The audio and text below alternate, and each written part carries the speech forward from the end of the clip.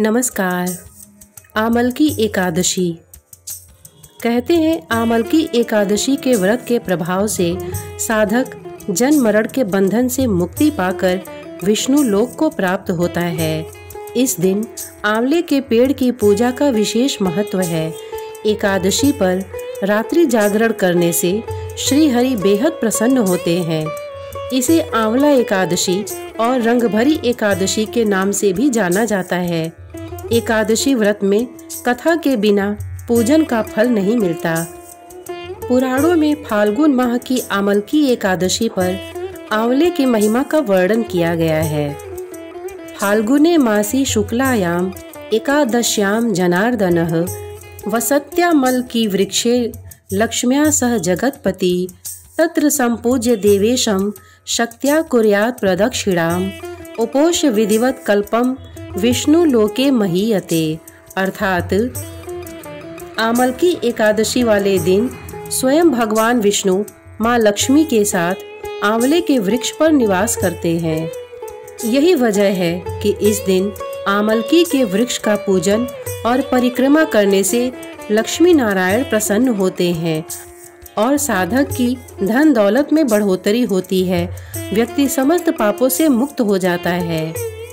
इस सृष्टि का सृजन करने के लिए भगवान विष्णु की नाभि से ब्रह्मा जी की उत्पत्ति हुई थी। ब्रह्मा जी के प्रकट होने के बाद वह स्वयं के बारे में जानना चाहते थे। उनके जीवन का उद्देश्य क्या है, उनका जन्म कैसे हुआ है। उन्होंने इन सभी सवालों के जवाब जानने के लिए भगवान विष्णु की तपस्या आरंभ कर दी। सालों तक ब्रह्मा जी की तपस्या में लीन रहे। ब्रह्मा जी के कठोर तप से प्रसन्न होकर जगत के पालनहार श्री हरि विष्णु जी ने उन्हें दर्शन दिए। भगवान विष्णु को अपने समक्ष पाकर ब्रह्मदेव भावुक हो गए।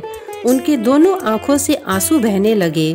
उन आंसुओं से ही आंवले के पेड़ की उत्पत्ति हुई। शास्त्रों के अनुसार उस दिन एकादशी तिथि थी। श्री हरि ने कहा, आज से जो भी फाल्गुन शुक्ल एकादशी को व्रत रखकर आंवले के पेड़ के नीचे उनकी पूजा करेगा या फिर पूजा में आंवले का फल उन्हें अर्पित करेगा, उसे जन्म मरण के बंधन से मुक्ति मिल जाएगी। भगवान विष्णु ब्रह्मा जी से बोले कि ये पेड़ आपके आंसुओं से उत्पन्न हुआ है, इसलिए इसमें समस्त देवताओं का वास होगा।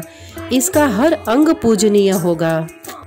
आइए जानते हैं आमलकी एकादशी का क्या महत्व है। धर्मराज युधिष्ठिर बोले, हे जनार्दन, आपने फाल्गुन के कृष्ण पक्ष की विजया एकादशी का सुंदर वर्णन करते हुए सुनाया। अब आप फाल्गुन मास के शुक्ल पक्ष की एकादशी का क्या नाम है तथा उसकी विधि क्या है, कृपा करके मुझे बताइए। श्री भगवान बोले, हे राजन, फाल्गुन मास के शुक्ल पक्ष की एकादशी का नाम आमलकी एकादशी है। इस व्रत के करने से समस्त पाप नष्ट हो जाते हैं तथा इसके प्रभाव से 1000 गौदान का फल प्राप्त होता है। इस व्रत के करने से समस्त पाप नष्ट हो जाते हैं।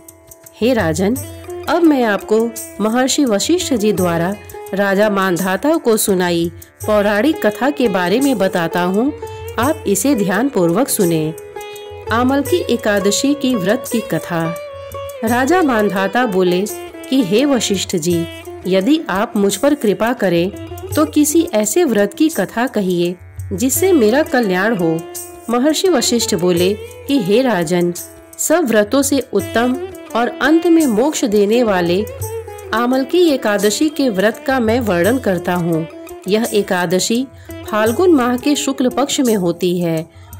एक वैदिश नाम का नगर था जिसमें ब्राह्मण, क्षत्रिय, वैश्य और शूद्र चारों वर्ण आनंद सहित रहते थे। उस नगर में सदैव वेद ध्वनि गूंजा करती थी तथा पापी, दुराचारी तथा नास्तिक उस नगर में कोई नहीं था। उस नगर में चैतरथ नाम का चंद्रवंशी राजा राज्य करता था। वह अत्यंत विद्वान तथा धर्मी था। उस नगर में कोई भी व्यक्ति दरिद्र व कंजूस नहीं था। सभी नगरवासी विष्णु भक्त थे और एकादशी का व्रत किया करते थे। एक समय फाल्गुन मास के शुक्ल पक्ष की आमलकी एकादशी आई। उस दिन राजा, प्रजा तथा बाल वृद्ध सबने हर्ष पूर्वक व्रत किया। राजा अपनी प्रजा के साथ मंदिर में जाकर पूर्ण कुंभ स्थापित करके धूप, दीप, नैवेद्य, पंचरत्न आदि से धात्री, आंवले का पूजन करने लगे और इस प्रकार स्तुति करने लगे। हे धात्री, तुम ब्रह्म स्वरूप हो, तुम ब्रह्मा जी के द्वारा उत्पन्न हुए हो और समस्त पापों का नाश करने वाले हो। तुमको नमस्कार है। अब तुम मेरा अर्घ्य स्वीकार करो। तुम श्री रामचंद्र जी द्वारा सम्मानित हो। मैं आपकी प्रार्थना करता हूँ, अतः आप मेरे समस्त पापों का नाश करो। उस मंदिर में सबने रात्रि को जागरण किया। रात के समय वहाँ एक बहेलिया आया जो अत्यंत पापी और दुराचारी था। वह अपने कुटुंब का पालन जीव हत्या करके किया करता था। भूख और प्यास से अत्यंत व्याकुल वह बहेलिया इस जागरण को देखने के लिए मंदिर के एक कोने में बैठ गया और विष्णु भगवान तथा एकादशी महात्म्य की कथा सुनने लगा। इस प्रकार अन्य मनुष्यों की भांति उसने भी सारी रात जाग कर बिता दी।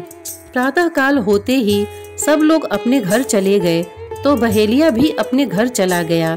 घर जाकर उसने भोजन किया। कुछ समय बीतने के पश्चात उस बहेलिये की मृत्यु हो गई।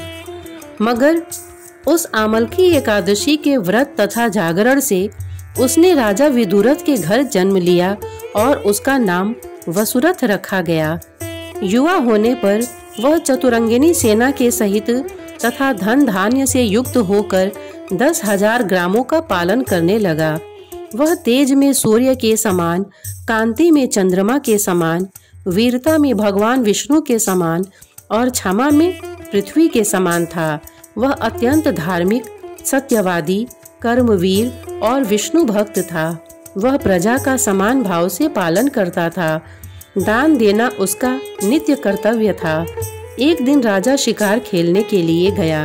दैव योग से वह मार्ग भूल गया और दिशा ज्ञान न रहने के कारण उसी वन में एक वृक्ष के नीचे सो गया। थोड़ी देर बाद पहाड़ी मलेच्छ वहां आ गए और राजा को अकेला देखकर मारो मारो शब्द कहते हुए राजा की ओर दौड़े। मलेच्छ कहने लगे कि इस दुष्ट राजा ने हमारे माता, पिता, पुत्र, पौत्र आदि अनेक संबंधियों को मारा है तथा देश से निकाल दिया है, अतः इसको अवश्य मारना चाहिए। ऐसा कहकर वे मलेच्छ उस राजा को मारने दौड़े और अनेक प्रकार के अस्त्र शस्त्र उसके ऊपर फेंके। वे सब अस्त्र शस्त्र राजा के शरीर पर गिरते ही नष्ट हो जाते और उनका वार पुष्प के समान प्रतीत होता। अब उन मलेच्छों के अस्त्र शस्त्र उल्टा उन्हीं पर प्रहार करने लगे, जिससे वे मूर्छित होकर गिरने लगे। उसी समय राजा के शरीर से एक दिव्य स्त्री उत्पन्न हुई। वह स्त्री अत्यंत सुंदर होते हुए भी उसकी भ्रिकुटी टेढ़ी थी। उसकी आंखों से लाल लाल अग्नि निकल रही थी, जिससे वह दूसरे काल के समान प्रतीत होती थी। वह स्त्री मलेच्छों को मारने के दौड़ी और थोड़ी ही देर में उसने सब मलेच्छों को काल के गाल में पहुंचा दिया। जब राजा सोकर उठा तो उसने मलेच्छों को मरा हुआ देखकर कहा कि इन शत्रुओं को किसने मारा है? इस वन में मेरा कौन हितैषी रहता है? वह ऐसा विचार कर ही रहा था कि आकाशवाणी हुई, हे राजा, इस संसार में विष्णु भगवान के अतिरिक्त कौन तेरी सहायता कर सकता है? इस आकाशवाणी को सुनकर राजा अपने राज्य में आ गया और सुखपूर्वक राज्य करने लगा।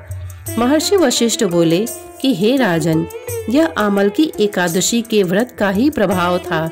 जो मनुष्य इस आमलकी एकादशी का व्रत करते हैं वे प्रत्येक कार्य में सफल होते हैं और अंत में विष्णु लोक को जाते हैं। आमलकी एकादशी को ब्रिज में रंग भरनी एकादशी, श्रीनाथ द्वारा में कुंज एकादशी तथा खाटू नगरी में खाटू एकादशी भी कहा जाता है। इस एकादशी में आंवले के पेड़ की पूजा की जाती है। श्रोतागण, इतने धैर्य से इस कथा को सुनने के लिए आपने अपना बहुमूल्य समय दिया, इसके लिए आपका बहुत बहुत धन्यवाद। नमस्कार।